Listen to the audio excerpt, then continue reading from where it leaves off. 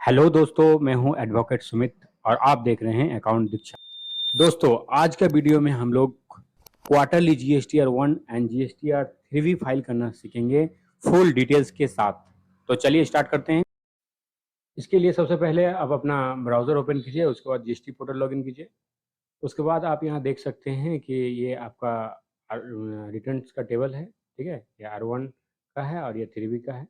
इसमें first quarter का return हम डाल चुके हैं, हमको सेकेंड क्वार्टर का रिटर्न अभी डालना है। ये जो क्वार्टरली रिटर्न है, इसका नेम है QRMP, मतलब क्वार्टरली रिटर्न मंथली पेमेंट।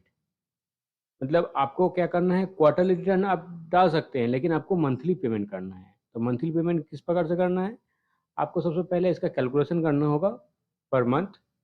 जैसे जुलाई महीना में अगर आपका कोई भी सेल हो या परचेज हो तो उसका हिसाब आपको करना करके R1 जो है, इसका डेट रहता है नेक्स्ट महीना का 13 तारीख तक। उस बीच में इसका जो है IFF मोड में R1 आप डाल भी सकते हैं, नहीं भी डाल सकते हैं, लेकिन आपको उसका कैलकुलेशन कर लेना है कि परचेज से इनपुट कितना आया और सेल्स से आउटपुट कितना बना, ठीक है। और पीछे का अगर लेजर बैलेंस कोई भी है आपका, तो उनको कैलकुलेशन करके अगर किसी प्रकार का आपका टैक्स बन रहा है तो उसको पेमेंट कर देना है। और टैक्स नहीं बन रहा है तो आप IFF मोड में रिटर्न डाल भी सकते हैं, नहीं भी डाल सकते हैं।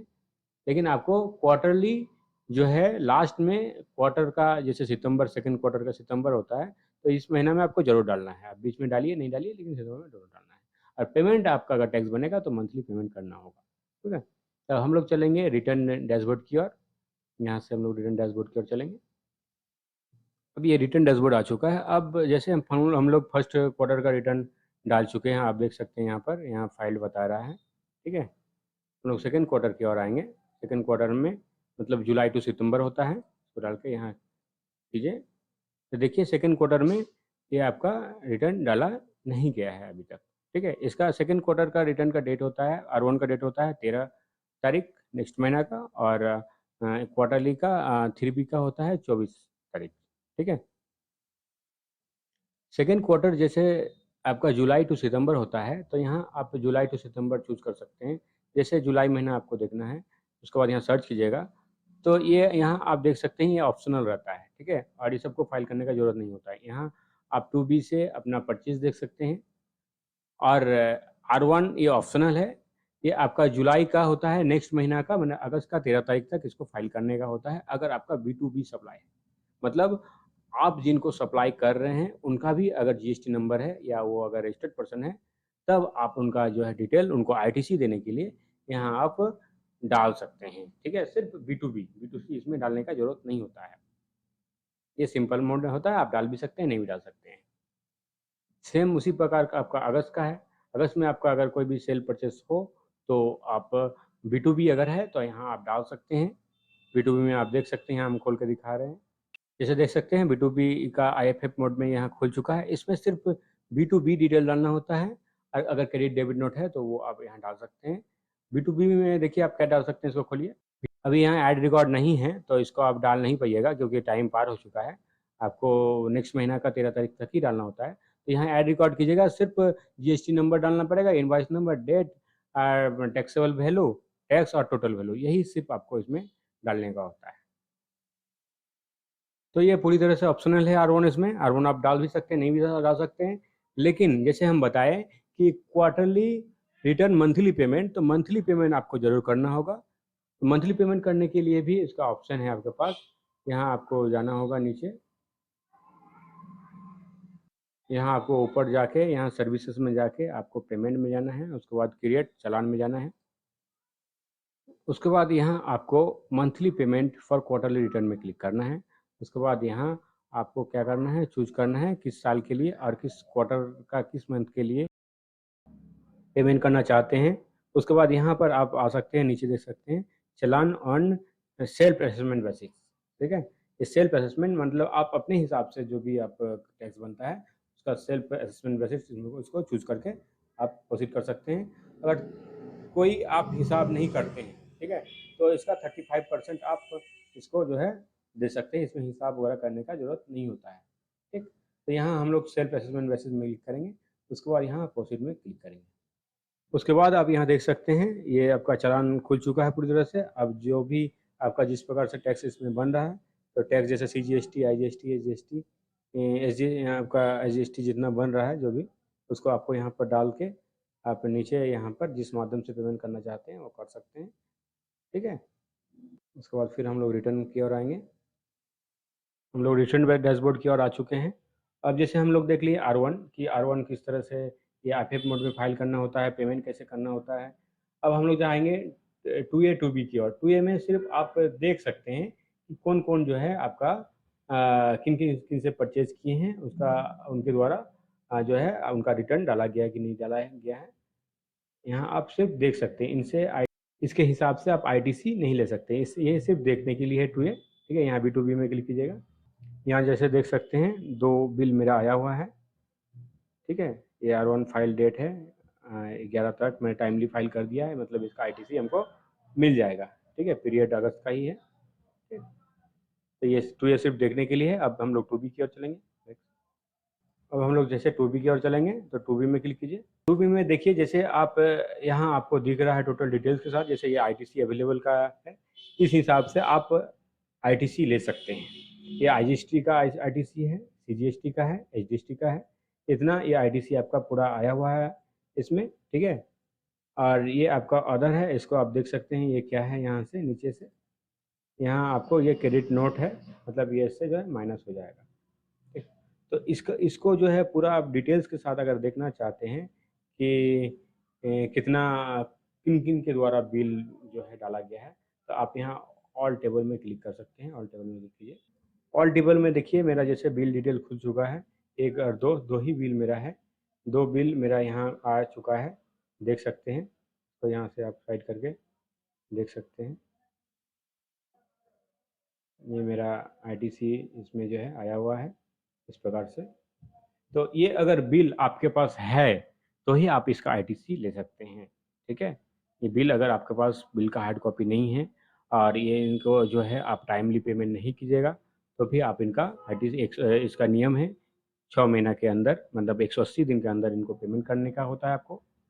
और इनका ये बिल का कॉपी आपके पास होना चाहिए, तभी आप इसका जो है ITC ले सकते हैं। बिल अगर नहीं है तो इसका ITC आप नहीं ले सकते हैं। ठीक है, तो ये यहाँ 2B से आप सिर्फ देखने के लिए है। अब हम लोग 3B की ओर चलेंगे।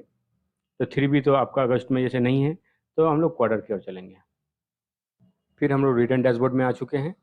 हम लोग फिर से जाएंगे, जैसे अभी हम लोग जुलाई अगस्त को देख रहे थे। जुलाई अगस्त में हम लोग जैसे देख लिए ये, उसके बाद 2A 2B, इसमें 3B नहीं है। तो हम लोग सितंबर मैंने क्वार्टर लास्ट मंथ की ओर चलेंगे। इसमें आप देख सकते हैं, इसमें आपका R1 और 3B दोनों का रिटर्न डालना मस्ट है। R1 आपका जो है 13 तक डालना है और क्वार्टरली 3B 24 तक डालने का है। R1 अगर आप 13 तक नहीं डालिएगा तो इसमें तो अभी तक कोई पेनल्टी नहीं है, लेकिन आपका अगर B2B सप्लाई होगा तो उनको जो है ITC उस महीना में नहीं मिलेगा, नेक्स्ट महीना में मिलेगा, अगर आप 13 तक नहीं डालिएगा तो।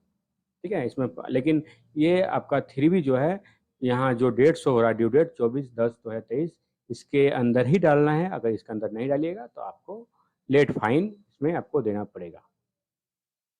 तो क्वार्टरली में जैसे हम लोग जुलाई और अगस्त, सेकेंड क्वार्टर में जुलाई अगस्त में किसी प्रकार का डाटा इसमें हम लोग नहीं डाले हैं, तो हमको टोटल क्वार्टर का डिटेल्स हमको लास्ट महीना में, मतलब सितंबर महीना में टोटल हमको डालना है। ठीक है, अगर किसी महीना में अगर आप डालिएगा तो उसका जो है, जैसे R1 में बहुत सारा डिटेल्स आता है। R1 को हम लोग चलिए खोलते हैं। R1 में जैसे देख सकते हैं यहाँ पर इतना सारा रिकॉर्ड है। इसमें B2B, ये B2C ये है। ठीक है, ये लार्ज इन्वॉइस के लिए है, एक्सपोर्ट के लिए है, ये नील रिलेटेड के लिए है, ये क्रेडिट नोट, डेबिट नोट, ये एडवांस रिसीव है, उसके बाद एडजस्टमेंट ऑफ एडवांस है, HSN है, डॉक्यूमेंट इशू है, ये सारा डिटेल, बहुत सारा डिटेल्स है इसमें। उसके बाद अमेंडमेंट का भी डिटेल्स है। अगर किसी महीने में आप अगर कोई चीज़ गलत डालते हैं उसको आप यहाँ अमेंडमेंट भी कर सकते हैं। तो इतना सारा डिटेल्स में कुछ कुछ मैंडेटरी डिटेल्स है जिसको आपको डालना ज़रूरी होता है। जैसे B2B है तो डालिए, नहीं तो नहीं डाल सकते हैं।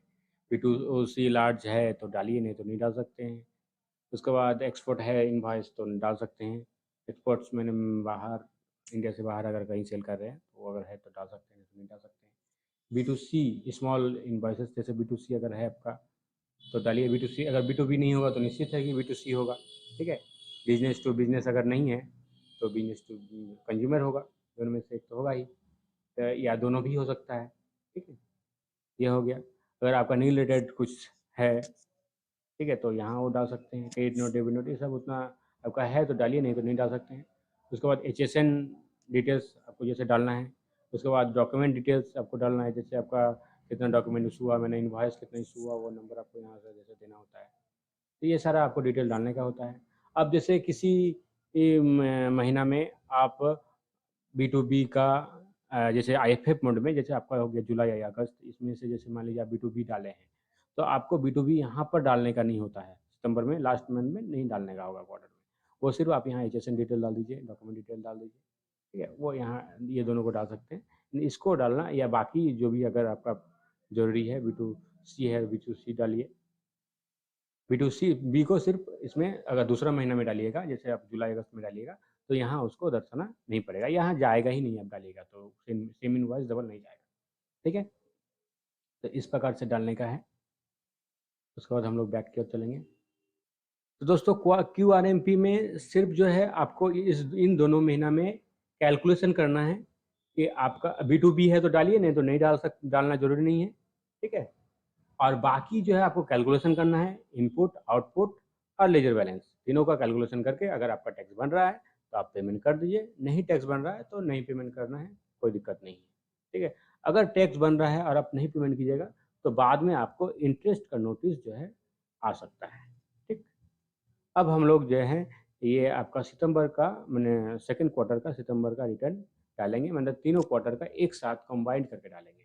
इसका डेटा हम टैली में बनाए हैं, इसको ऑफलाइन प्रिपेयर करके डालेंगे। ऑनलाइन माध्यम से तो हम बता चुके हैं कि डायरेक्ट फील्ड करके आप डाल सकते हैं, यहाँ से डायरेक्ट क्लिक करके आप अपना हिसाब से ज़्यादा डेटा जैसे हम अभी बताएं उसको फाइल कर सकते हैं। ऑफलाइन माध्यम से डालना है तो यहाँ आप ऑफलाइन प्रिपेयर ऑफलाइन में क्लिक कर सकते हैं। तो जैसे हम लोग टैली में बनाए हैं, अब उसको देखेंगे हम लोग। यहाँ टैली इसके लिए खोलेंगे। यहाँ देखिए हम क्वार्टरली का डाटा रेडी कर चुके हैं, क्वार्टर रिटर्न का डाटा। जैसे हम इसमें जुलाई और सितंबर में किसी तरह, जुलाई अगस्त में किसी तरह का रिटर्न डिटेल नहीं डाले थे और ना ही मेरा टैक्स बना था, इसलिए हम टैक्स जुलाई अगस्त में टैक्स पेमेंट नहीं किए थे और आपका रिटर्न भी B2B में नहीं डाले थे। तो हम एक साथ जुलाई, ऐसे भी आपको एक साथ डालने का ही है, जुलाई टू सितंबर का एक साथ यहाँ हम चूज कर चुके हैं। उसके बाद सारा मेरा B2B इनवॉइस, B2C इनवॉइस सारा इसमें है। यहाँ HSN डिटेल्स भी है और डॉक्यूमेंट डिटेल्स भी है, सारा डिटेल्स यहाँ पर है। यहाँ देख सकते हैं जीरो है, किसी तरह का मेरा जो है अनसर्टेन ट्रांजेक्शन यहाँ जीरो है। तो ये मेरा इस डेटा को जो है हम एक्सपोर्ट करके टैली में डायरेक्ट जैसे ऑफलाइन मोड्स में डाल देंगे, ठीक है। तो एक्सपोर्ट हम लोग कर लेंगे पहले इसको, इस तरह से JSN मोड में जो है एक्सपोर्ट करना है।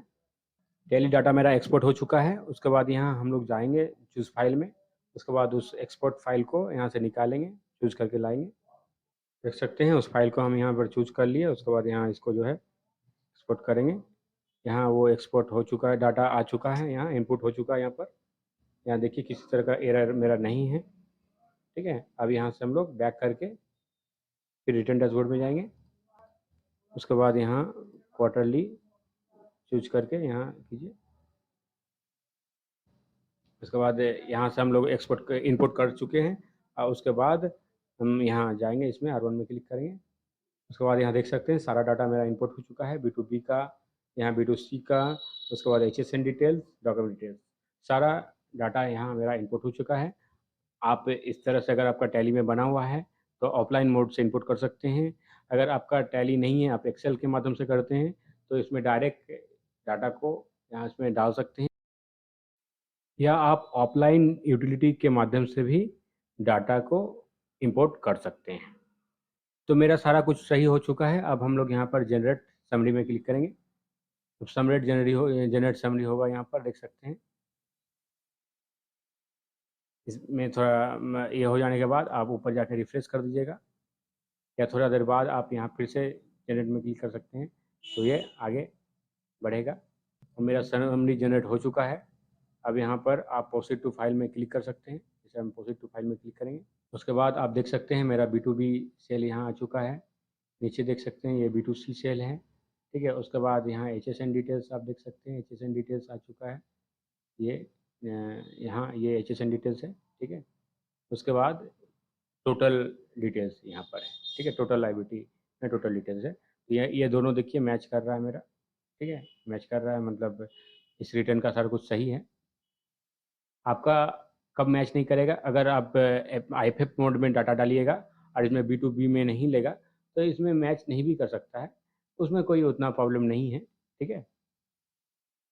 क्योंकि आप दूसरा महीना में उसको जो है डालिएगा अगर, तो यहाँ सिर्फ एजेसन डालना है आपको, और B2B का जो है या डॉक्यूमेंट डिटेल का डालना है, तो उसमें कुछ मिसमैच हो सकता है, ठीक है। लेकिन नॉर्मल मंथली रिटर्न में जो है ये हर समय सेम होता है, सेम होगा, क्योंकि एजेसन डिटेल और टोटल डिटेल सेम ही होता है, सेम होगा। और नहीं तो अगर कोई गलती है या कोई एरर है तो उसको आपको करेक्शन करना होगा। उसके बाद हम लोग फाइल स्टेटमेंट में क्लिक करेंगे। उसके बाद आप इसको टिक करने के बाद यहाँ से आप वेरीफाई इसको यहाँ चूज कर लीजिए। उसके बाद EBC से इसको फाइल कर दीजिएगा, R1 फाइल हो जाएगा। यहाँ देख सकते हैं मेरा R1 GSTR1 फाइल हो चुका है। अब हम लोग GSTR3B की ओर चलेंगे। GSTR3B में क्लिक करेंगे। GSTR3B खुल चुका है। अब यहाँ आप tax on outward supply reverse charges में क्लिक कीजिए 3.1 में।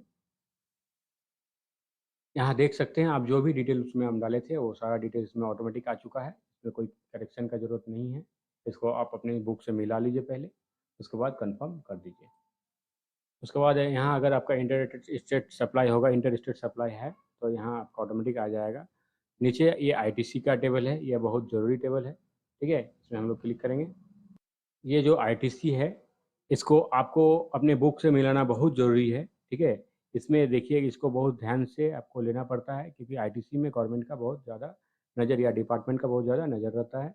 इसमें अगर ज़्यादा आप ले लीजिएगा तो आपको नोटिस आने का संभावना रहता है, चांस रहता है ज़्यादातर, ठीक है। तो इसको बहुत केयरफुली लेना है। इसमें जो भी है आपको हम दिखाए B2B में, उसमें बिल को आपको क्या कर लेना है, पहले मैच कर लेना है। मैच करके जितना इनपुट आपका एक्चुअली बन रहा है उतना इनपुट को आपको यहाँ पर डालना है। इससे ज़्यादा नहीं आप ले सकते हैं, इससे कम ले सकते हैं, ठीक है। अगर आपका इससे कम है ITC एक्चुअल में और ये आपको ज़्यादा शो हो रहा है तो आप उसको कम कर सकते हैं। लेकिन अगर ज़्यादा कीजिएगा इसको तो इसमें रेड मार्क आ जाएगा, ठीक है। तो इसलिए अगर ज़्यादा आपके पास लीगल एक्चुअल कारण है तो इसको आप ज़्यादा ले सकते हैं, लेकिन इसके लिए आपको नोटिस का जवाब देने के लिए भी आपको तैयार रहना होगा, ठीक। तो इसको हम लोग सही से मिला लेंगे, उसके बाद हम लोग इसको भी कंफर्म कर देंगे। उसके बाद यहाँ exempt nil rated non GST inward supply, मतलब जो भी आप परचेज किए हैं वो अगर एग्जाम है, नील रेटेड है या आपका नॉन GST है तो उसका डिटेल आपको यहाँ पर डालने का होता है। और यहाँ आपका ये है इंटरेस्ट और लेट फाइन, अगर आप रिटर्न डालने में लेट किए हैं तो ये आपको यहाँ पर लेट फाइन शो करेगा, उसको आपको पेमेंट करने का होगा लिस्ट में आगे जाकर। तो यहाँ हम लोग इसको, ये मेरा सारा डिटेल सही है तो यहाँ सेव में क्लिक कर देंगे। उसके बाद सेव हो जाने के बाद यहाँ आपका ये ऑटोमेटिक एक्टिव हो जाएगा। एक्टिव हो चुका है, इसमें क्लिक कीजिए प्रोसीड टू पेमेंट में। अब यहाँ पर भी आपको बहुत कुछ देखने का होता है। जैसे देखिए मेरा IGST जो इनपुट था वो सारा इनपुट यहाँ आ चुका है, लेकिन CGST का जो इनपुट, ये IGST का इनपुट रहेगा, या CGST का AGST का। तो CGST का इनपुट में देखिए कम यहाँ से ले रहा है और यहाँ से भी ज़्यादा ले रहा है। तो देखिए आप यहाँ क्लिक कीजिएगा तो यहाँ देखिए यहाँ मेरा बैलेंस जो है कम बेसी हो जा रहा है, ठीक है, इनपुट का। तो आपको अगर इसको एक्चुअल बैलेंस करना है तो इसको हम लोग क्या कर लेंगे, दोनों में बांट देंगे बराबर भाग में। तो दोस्तों आप देख सकते हैं इसको इस तरह से एडजस्ट करने का होता है, मतलब IGST को जो है दोनों भागों में हम बांट दिए और इससे जो है इसको माइनस करके यहाँ CGST और यहाँ इसको भी इससे माइनस करके AGST कर दिए। मतलब इसमें देखिए दोनों मेरा बैलेंस हो गया, अब बराबर हो गया सारा कुछ, तब ITC आपका लेजर बैलेंस सही रहेगा। और यहाँ आप राइट साइड में देख सकते हैं मेरा ये भी एडिशनल कैश जो है 0 हो चुका है, मतलब अब कोई तरह का मेरे पास लाइबिलिटी ड्यू नहीं है, कैश रिक्वायर नहीं है, ठीक है। तो हम लोग क्या कर देंगे, payment make payment first credit to ledger में क्लिक करेंगे। उसके बाद इसको हम लोग सेटअप में क्लिक कर लेंगे, यस कर देंगे तो ये सेटअप हो जाएगा। सेटअप हो चुका है सक्सेसफुली। उसके बाद हम लोग यहाँ प्रोसीड टू फाइल में क्लिक करेंगे। उसके बाद फिर सेम प्रोसेस है, इसको क्लिक करके यहाँ चूज़ करने के बाद आप ईबीसी से इसको वेरीफाई कर दीजिए। तो दोस्तों देख सकते हैं इस प्रकार से मेरा सितंबर का मैंने सेकंड क्वार्टर का रिटर्न, दोनों रिटर्न फाइल हो चुका है, जीएसटीआर 1 एंड जीएसटीआर 3 भी। ठीक, तो अगर आपको मेरा वीडियो पसंद आया हो तो लाइक, शेयर और कमेंट जरूर कीजिएगा और मेरे चैनल को सब्सक्राइब कीजिएगा। Thank you.